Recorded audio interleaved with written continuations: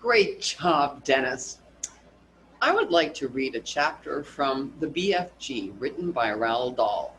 The BFG, or Big Friendly Giant, has kidnapped little orphan girl Sophie, and they are becoming friends. The chapter is titled Frobscottle and Whiz Poppers. By now, Sophie was beginning to feel not only extremely hungry, but very thirsty as well. Had she been at home, she would have finished her breakfast long ago. Are you sure there's nothing else to eat around here except those disgustingly smelly snozcumbers? She asked. Not even a fizzwinkle, answered the Big Friendly Giant. In that case, may I please have a little water, she said. Water, said the big BFG, frowning mightily. What is water? We drink it, Sophie said. What do you drink? Frobscottle, announced the BFG. All giants is drinking Frobscottle. Is it as nasty as your snozcumbers? Sophie asked. Nasty? Never is nasty. Frobscottle is sweet and jumbly. He got up from his chair and went to a second huge cupboard. He opened it and took out a glass bottle that must have been 6 feet tall. The liquid inside it was pale green and the bottle was half full. Here is Frobscottle, he cried, holding the bottle up proud and high as though it contained some rare wine. Delumptious, fizzy Frobscottle, he shouted. He gave it a shake and the green stuff began to fizz like mad. But look, it's fizzing the wrong way, Sophie cried. And indeed it was.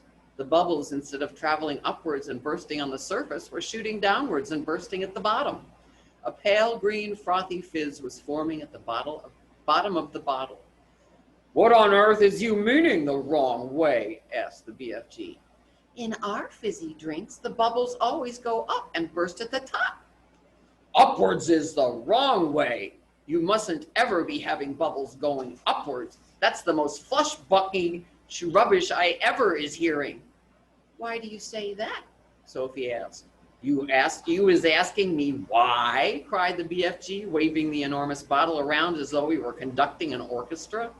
You is actually meaning to tell me you cannot see why it is a scrotty mistake to have the bubbles flying up instead of down? You said it was flush-bunky. Now you say it's scrotty. Which is it? Sophie asked politely. Both! It is flush-bunking and scrotty mistake to let the bubbles go upwards. If you can't see why, you must be as quacky as a duckhound.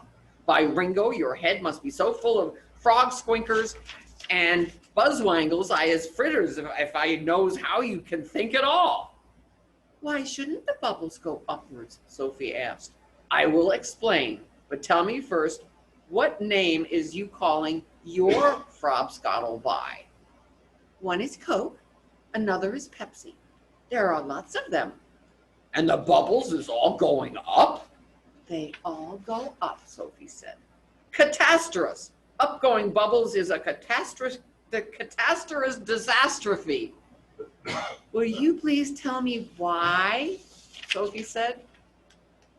If you will listen carefully, I will try to explain, but your brain is so full of bug whiffles, I doubt you will ever understand. I'll do my best, Sophie said patiently. Very well then. When you is drinking this cokey drink of yours, is it going straight down into your tummy? Is that right, or is it left? It's right, Sophie said. And the bubbles is going also into your tummy, right or left? Right again. And the bubbles is fizzing upward? Of course. Which means that they will all come whiffling up your throat and out of your mouth and make a foulsome, belchy burp. That is often true. But what's wrong with a little burp now and again? It's sort of fun. Burping is filthsome. Us giants is never doing it. But with your drink, what was it you called it? Frobscottle, said the BFG.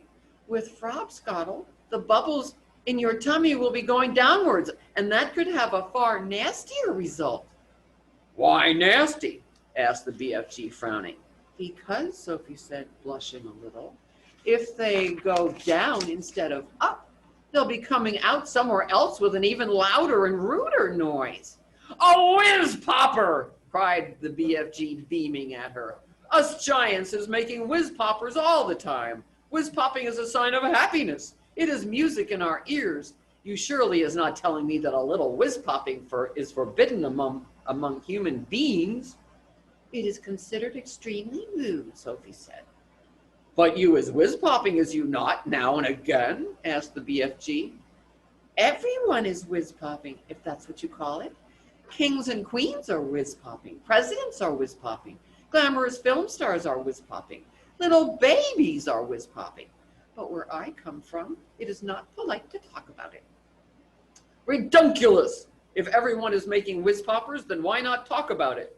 We is now having a swiggle of this delicious frobscottle, and you will see the happy results. The BFG shook the bottle vigorously. The pale green stuff fizzed and bubbled. He removed the cork and took a tremendous gurgling swig. It's glummy! I love it! For a few moments, the big friendly giant stood quite still, and then a look of absolute ecstasy began to spread over his long, wrinkly face. Then suddenly, the heavens opened, and he let fly with a series of the loudest and rudest noises Sophie had ever heard in her life.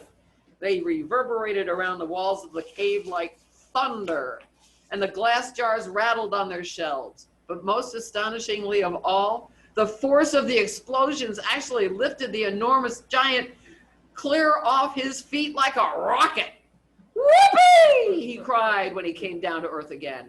Now that is whiz popping for you. Sophie burst out laughing. She couldn't help it. Have some yourself, cried the BFG, tipping the neck of the enormous bottle toward her. Don't you have a cup? Sophie said. No cups, only bottle. Sophie opened her mouth, and very gently the BFG tipped the bottle forward and poured some of the fabulous frobscottle down her throat. Oh gosh, how delicious it was. It was sweet and refreshing. It tasted of vanilla and cream with just the faintest trace of raspberries on the edge of the flavor. And the bubbles were wonderful. Sophie could actually feel them bouncing and bursting all around her tummy. It was an amazing sensation. It felt as though hundreds of tiny people were dancing a jig inside her and tickling her with their toes. It was lovely. It's lovely, she cried. Just wait, said the BFG, flapping his ears. Sophie could feel the bubbles traveling lower and lower down her tummy, and then suddenly, inevitably, the explosion came. The trumpet sounded, and she too made the walls of the cavern ring with the sound of music and thunder. Bravo! Shouted the BFG, waving the bottle. You is very good for a beginner. Let's have some more. Thank you. I want to thank Alma and Dennis for doing a great job, and I want to also thank Mindy for everything she does for us. She is a godsend. Okay, well, you take care. Stay safe, stay healthy, and we'll see you next time.